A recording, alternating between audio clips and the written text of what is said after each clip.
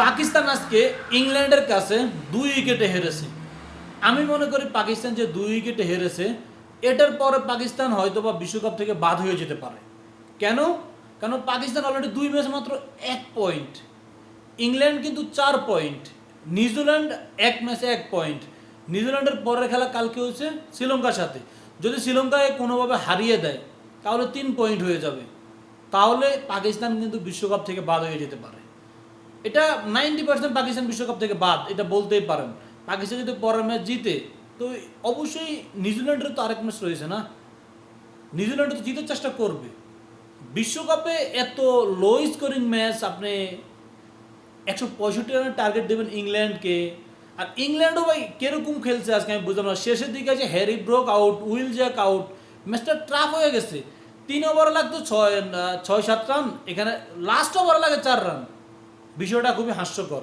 তারপরেও আমি বলবো পাকিস্তানের অনেক ভুল আছে ভাই, পাকিস্তান রান করতে অনেক কম করেছে আজকে।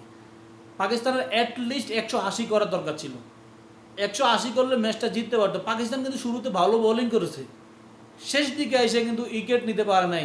হ্যারি ব্রোক একাই পাকিস্তানকে হারিয়ে দিয়েছে। 51 বলে 100 করেছে, যেখানে তোমার 10টা চার 4টা ছক্কা, দুর্দান্ত বলতে হবে।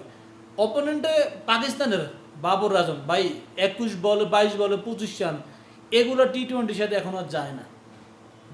বাবর আজমকে আমি অনেক পছন্দ করি, কিন্তু ভাই টি-20 সাথে এগুলো মানায় না। আপনার স্ট্রাইক রেটটা আরও ভালো করতে হবে, ইনিংসটা বড় করতে হবে। সাহিবজাদা ফারহান 50 করেছেন, কিন্তু দুর্ভাগ্যজনক আজকে বলও অনেক বেশি খেয়েছে। সে যদি 50 না করতো আমার মনে হয় পাকিস্তান এত রানও করতে পারতো না, আরও আগে পাকিস্তান অল আউট হয়ে যেত। তো হয়তো বা পাকিস্তান বিশ্বকাপ থেকে বাদ হওয়ার সম্ভাবনা অনেক বেশি, যেমনটা ইন্ডিয়ার ক্ষেত্রে রয়েছে। ইন্ডিয়া 2টা ম্যাচ জিতলেও কিন্তু বিশ্বকাপে দ্বিতীয় সেমিফাইনালে যাবে কিনা এটা কিন্তু কনফার্ম না। কেননা কালকে না পরশু যে ম্যাচটা রয়েছে south Africa versus West Indies, ওই ম্যাচটাতে যদি কোনোভাবে ওয়েস্ট ইন্ডিজ জিতে যায় তাহলে ইন্ডিয়া 99% বিশ্বকাপ থেকে বাদ হওয়ার সম্ভাবনা বেশি। কেননা সমীকরণ দিয়ে কিন্তু হবে না, আপনাকে সাউথ আফ্রিকা 3 ম্যাচ জিততেই হবে যদি ইন্ডিয়া সেমিফাইনাল খেলতে হয়। না হলে ইন্ডিয়া যাওয়াটা অনেক টাফ, আমি দেখতে পাচ্ছি অনেক, এত সহজ হবে না ইন্ডিয়ার জন্য। সেম পাকিস্তানের জন্য একই সমীকরণ। পাকিস্তান অলরেডি একটা ম্যাচ হারা, একটা ম্যাচে 1 পয়েন্ট পেয়েছে, 2 ম্যাচে 1 পয়েন্ট মাত্র। পরের ম্যাচ যদি জিতে 3 ম্যাচে 3 পয়েন্ট হবে। অপোনেন্টে কিন্তু নিউজিল্যান্ড যদি কালকে শ্রীলঙ্কাকে হারাইয়া দেয়, শ্রীলঙ্কা 3 পয়েন্ট, নিউজিল্যান্ডের 3 পয়েন্ট হয়ে যাবে। যদি কালকে শ্রীলঙ্কা জিতে যায় তাহলে হয়তো বা পাকিস্তানের একটা সুযোগ থাকতে পারে। না হলে আমি দেখি পাকিস্তানের বলাররা এত ভালো বোলিং করতে পারছে না ভাই।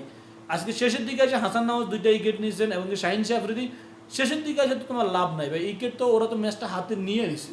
হ্যারি ব্রোক একাই পুরো ম্যাচটা তার কন্ট্রোলে নিয়ে নিছে।